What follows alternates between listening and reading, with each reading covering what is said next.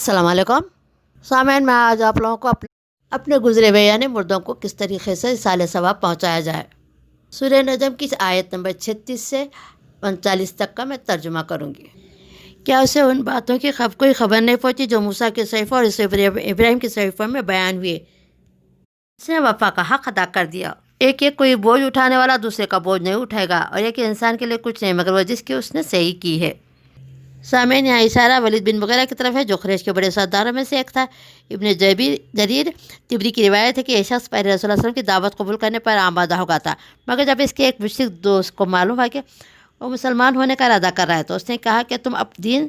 آبائی کو نہ چھوڑو، اگر تمہیں عذاب آخرت کا خطرہ ہے تو مجھے اتنی رقم دے دو، میں ذمہ لیتا ہوں کہ تمہارے بدلے وہاں کا عذاب میں بھگت لوں گا۔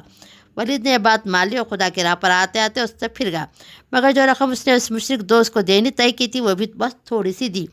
باقی روک لی۔ اس واقعے کی طرف اشارہ کرنے سے مقصود کفار مکہ کو یہ بتانا تھا کہ آخرت سے بے فکری اور دین کی حقیقت سے بے خبری ان کو کیسی جہالت اور حماقت میں مبتلا کر رکھا ہے۔ سامعین، کیا اسے معلوم ہے کہ یہ روش اس کے لیے نافع ہے؟ کیا وہ جانتا ہے کہ آخرت کے عذاب سے کوئی اس طرح بچ سکتا ہے؟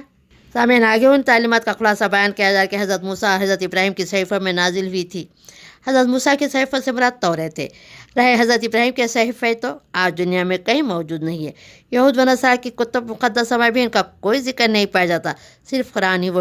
ہی وہ کتاب ہے جس میں وہ دو مقامات پر صحف ابراہیم کے تعلیمات کے بعض اجزاء نقل کیے گئے ہیں۔ ایک یہ مقام دوسرے سورہ اعلیٰ کے آخری آیات۔ سامعین، اس آیات سے 3 بڑے اصول مستنبط ہوتے ہیں۔ ایک یہ کہ یہ ہر شخص خود اپنے فعل کا ذمہ دار ہے۔ دوسرے یہ کہ ایک شخص کے فعل کی ذمہ داری دوسرے پر نہیں ڈالی جا سکتی الا کہ اس فعل کے صدور میں اس کا اپنا کوئی حصہ ہو۔ تیسرا یہ کہ کوئی شخص اگر چاہے بھی تو کسی دوسرے شخص کے فعل کی ذمہ داری اپنے اوپر نہیں لے سکتا، نہ اصل مجرم کو اس بنا پر چھوڑا جا سکتا ہے یہ کہ اس کی جگہ سزا بھگتنے کے لیے کوئی اور آدمی اپنے آپ کو پیش کر رہا ہو۔ سامعین، اس حصہ سے بھی 3 اہم اصول نکلتے کہ ایک یہ کہ ہر شخص جو کچھ بھی پائے گا اپنے عمل کا پھل پائے گا۔ دوسرے کہ ایک شخص کے عمل کا پھل دوسرے نہیں پا سکتا الا کہ اس عمل میں اس کا اپنا کوئی حصہ ہو۔ تیسرے کہ کوئی شخص صحیح و عمل کے بغیر کچھ نہیں پا سکتا۔ ان تینوں اصولوں کے بعد لوگ دنیا کے معاشی معاملات پر غلط طریقے سے منطبق کر کے ان سے نتیجہ نکالتے کہ کوئی شخص یا اپنی محنت کی کمائی کے سوا کسی چیز کا جائز مالک نہیں ہو سکتا، لیکن یہ بات قرآن ہی کے دیے ہوئے متعدد قوانین اور احکامات سے ٹکراتی ہے۔ مثلا قانون وراثت میں جس کی وجہ سے ایک شخص کے ترکے میں بہت سے افراد حصہ پاتے ہیں، اس کے جائز وارث قرار پاتے ہیں، در حالانکہ یہ میراث ان کی اپنی محنت کی کمائی نہیں ہوتی بلکہ ایک شیرخوار بچے کے متعلق تو کسی کھینچ تان سے بھی یہ بات ثابت نہیں کیا جا سکتا کہ باپ کے چھوڑے ہوئے مال میں اس کی محنت کا بھی کوئی حصہ تھا۔ اس طرح احکام زکوٰۃ و صدقات کے جن کی وجہ سے ایک آدمی کا مال دوسرے کو محض ان کے شرعی و اخلاق استحقاق کا بنا پر ملتا ہے، وہ اس کے جائز مالک ہوتے ہیں، حالانکہ اس مال کے پیدا کرنے میں ان کی محنت کا کوئی حصہ نہیں ہوتا ہے۔ اس لیے قرآن کی کسی ایک آیت کو لے کر اس سے ایسے نتائج نکالنا جو خود قرآن ہی کی دوسری تعلیمات سے متصادم ہوتے ہیں، یہ قرآن کے منشے کے بالکل خلاف ہے۔ بعض دوسرے لوگ ان اصولوں کو آخرت سے متعلق مان کر یہ سوالات اٹھاتے کہ آیا ان اصولوں کے روز سے ایک شخص کا عمل دوسرے شخص کے لیے کس صورت میں بھی نافع ہو سکتا ہے، اور کیا ایک شخص اگر دوسرے شخص کے لیے یا اس کے بدلے کوئی عمل کرے تو وہ اس کی طرف سے قبول کی جا سکتی ہے؟ کیا یہ بھی ممکن ہے ایک شخص اپنے عمل کے اجر کو دوسرے کی طرف منتقل کر سکے؟ ان سوالات کا جواب اگر نفی میں ہو تو اصال ثواب اور حج بدل وغیرہ سب ناجائز ہو جاتے ہیں، بلکہ دوسرے کے حق میں دعائے استغفار بھی بے معنی ہو جاتی ہے، کیونکہ یہ دعا بھی اس شخص کا اپنے عمل نہیں ہے جس کے حق میں دعا کی جائے، مگر انتہائی نقطہ نظر معتزلہ کے سوا اہل اسلام میں سے کسی نے اختیار نہیں کیا۔ صرف اس آیات کا یہ مطلب لیتے کہ ایک شخص کی صحیح دوسرے کے لیے کسی حال میں بھی نافع نہیں ہو سکتی، بخلاف اس کے کہ اہل سنت کے ایک شخص کے لیے دوسرے کی دعا کے نافع ہونے کو تو بلا اتفاق مانتے ہیں، کیونکہ اب قرآن سے ثابت ہے۔ اصال ثواب، البتہ اصال ثواب نیابتا دوسرے کی طرف سے کسی نیک کام کے نافع ہونے میں ان کے درمیان عذر نہیں بلکہ صرف تفصیلات پہ اختلافات ہے۔ اصال ثواب یہ ہے کہ ایک شخص کوئی نیک عمل کر کے اللہ سے دعا کرے کہ اس کا اجر و ثواب کسی دوسرے شخص کو عطا فرما دیا جائے۔ اس مسئلے میں امام مالک رحمۃ اللہ علیہ، امام شافعی رحمۃ اللہ فرماتے ہیں کہ خالص بدنی عبادت مثلا نماز، روزہ اور تلاوت قرآن وغیرہ کا ثواب دوسرے کو نہیں پہنچ سکتا، البتہ مالی عبادات مثلا صدقہ یا مالی و بدنی مرکب عبادت مثلا حج کا ثواب دوسرے کو پہنچ سکتا ہے، کیونکہ اصل یہ ہے کہ ایک شخص کا عمل دوسرے کے لیے نافع نہ ہو، مگر چونکہ احادیث صحیحہ کی رو سے صدقے کا ثواب پہنچایا جا سکتا ہے، حج بدل بھی کیا جا سکتا ہے، اس لیے ہم اس نعمت کی عبادت تک ایصال ثواب کی صحت تسلیم کرتے ہیں۔ بخلاف اس کے حنیفیہ کا مطلب یہ ہے کہ انسان اپنے ہر نیک عمل کا ثواب دوسروں کو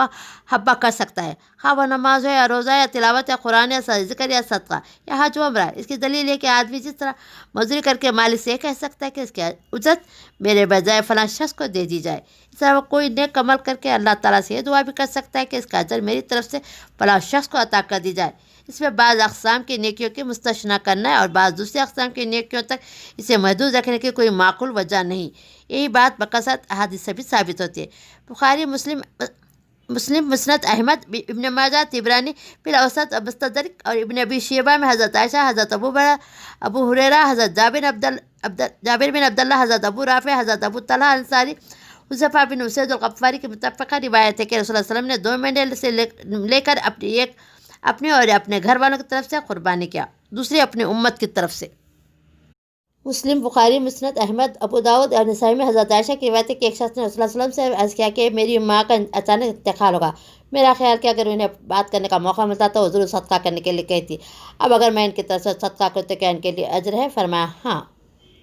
مسند احمد، ابو داؤد، نسائی، ابن ماجہ میں حضرت بصری کی روایت ہے کہ حضرت سعد بن عبادہ نے رسول اللہ صلی اللہ علیہ وسلم سے پوچھا کہ میری والدہ کا انتقال ہو گیا، کیا میں ان کی طرف سے صدقہ کروں؟ آپ نے فرمایا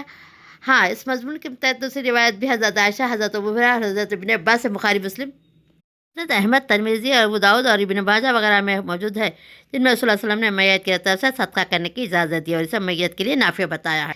مسند احمد میں عبداللہ بن عمر بن عاص کی روایت ہے کہ ان کے دادا عاص بن وائل نے جاہلیت میں 100 اونٹ ذبح کرنے کی نظر مانی تھی۔ ان کے چچا ہشام الاسد نے اپنے حصے کے 50 اونٹ ذبح کر دیے۔ حضرت عروہ بن علاس نے رسول اللہ صلی اللہ علیہ وسلم سے پوچھا کہ میں کیا کروں؟ حضور نے فرمایا کہ تمہارے باپ نے توحید کا اقرار کر لیا تھا تو تم ان کی طرف سے روزہ رکھو یا صدقہ کرو، دونوں کے ان کے لیے نافع ہوگا۔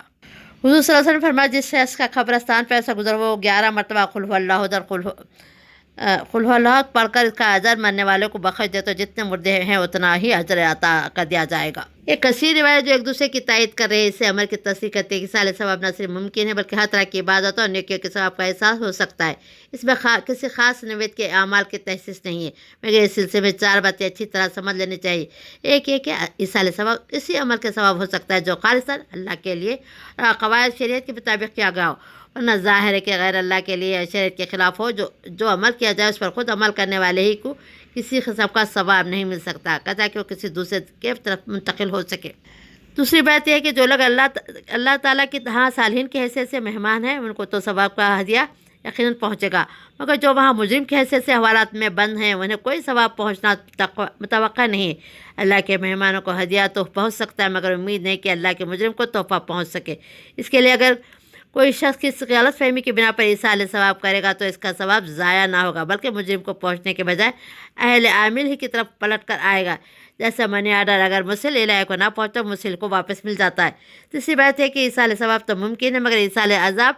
ممکن نہیں، یعنی یہ تو ہو سکتا ہے کہ آدمی نیکی کر کے دوسرے کے لیے اجر بخش دے اور وہ اس کو پہنچ جائے، مگر یہ نہیں ہو سکتا کہ آدمی گناہ کر کے اس کا عذاب کسی کو بخشے اور وہ اسے پہنچ جائے۔ اور چوتھی بات ہے کہ نیک عمل کے 2 فائدے ہیں، ایک اس کے